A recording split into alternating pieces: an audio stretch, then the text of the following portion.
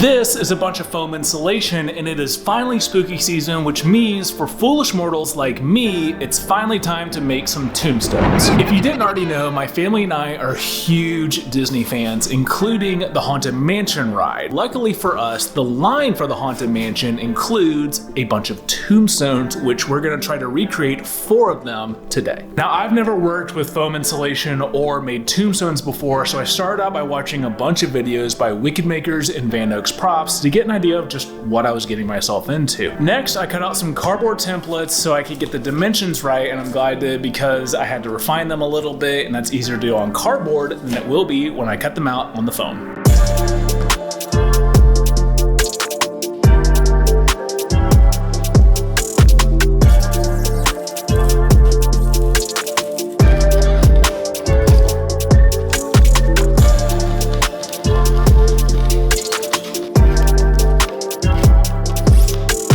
I've got the tombstones cut out, but I could only find insulation that was 1 inch thick. We really want it to be at least 2, so I'm gonna cut out a second layer using these as a template. If you use insulation like mine, there's a little bit of a scoring that goes one direction on the insulation, so for the second layer, just make sure that you go in the opposite direction.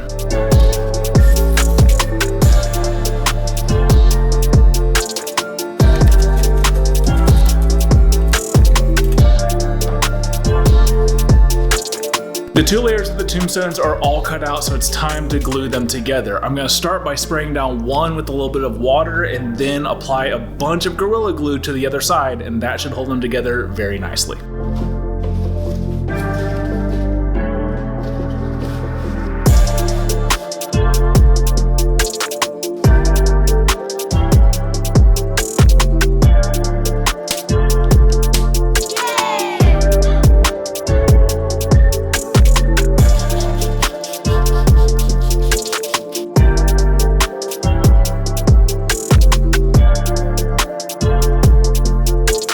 While the tombstones are drying, I'm gonna go ahead and use the same methods to cut out some feet to go on them. One of them is gonna be decorative and go all around and kind of be a big chunky thing. The others are gonna go on the back just to help them stay upright once they're in our yard. While we're doing that, we're also gonna cut out an accent to go on one of them.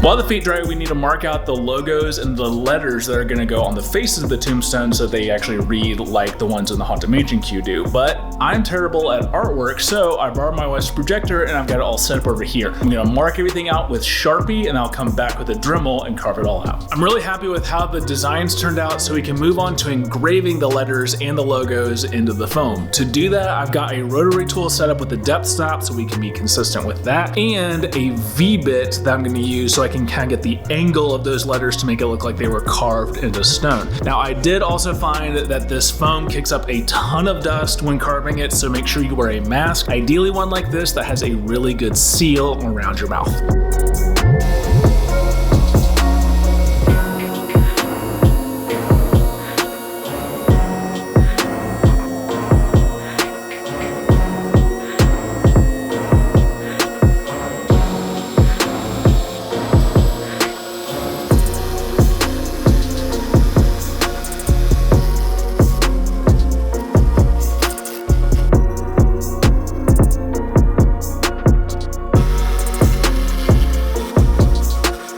The letters and logos are all cut out, and I'm happy with how they look now that I've gone back with a smaller burr and an X-Acto knife to get rid of some of the ridges that V-bit left, and we can move on to the feet and the accent pieces. The glue is all dry, but the surface isn't completely flush, so I need to sand that down so I can get a good bond to the actual tombstones. For the accent piece, I need to go ahead and clean up this inside edge that I won't be able to sand once it's already glued in place.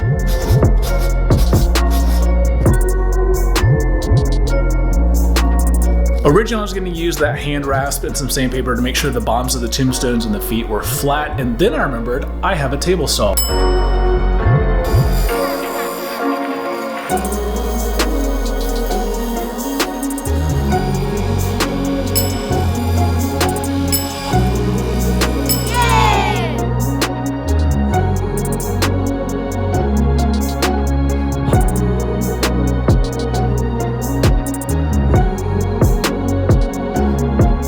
Maybe that worked.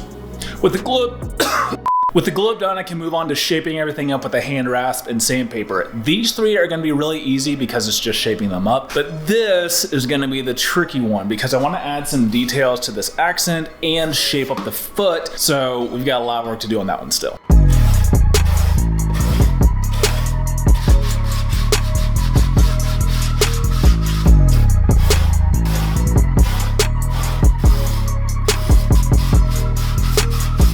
I've been trying to use the hand rasp to carve out this foot, and I think it's taking just a little bit too much time, so I'm gonna cheat a little bit and use some power carving tools instead.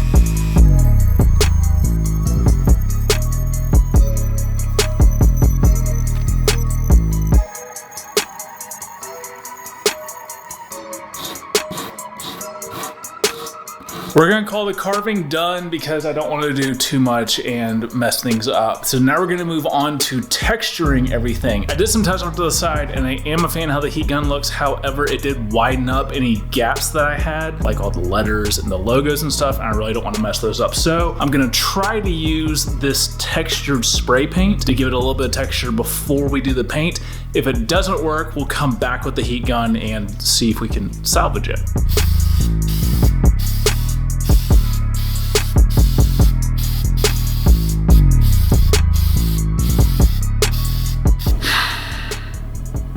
That looks good, and I'm happy with it. Better ready now to paint. One sleep later, and I've got another rattle can so we can finish up the texturing.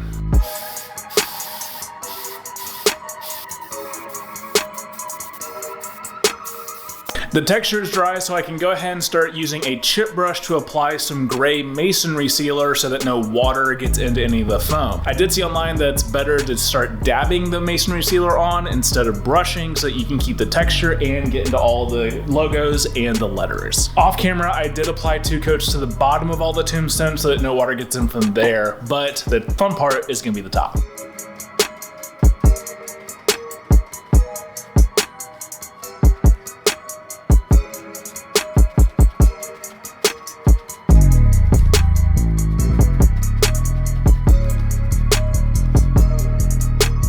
The texture and the waterproofing look great on the tombstones, but there's one major problem. Even if it was a mansion, no haunted place in the world would have something this clean and new looking, so we need to weather it up. For the paint, I'm going to be using a combination of thinned down black, brown, and dark green paint, and then I'm going to dry brush some white at the end for the highlights. Watering it down will help me wash everything out and make it look like this is weathered over time. I'm also going to go back into all of the logos and lettering and darken those up a little bit on the inside, like some grime has really gotten in there.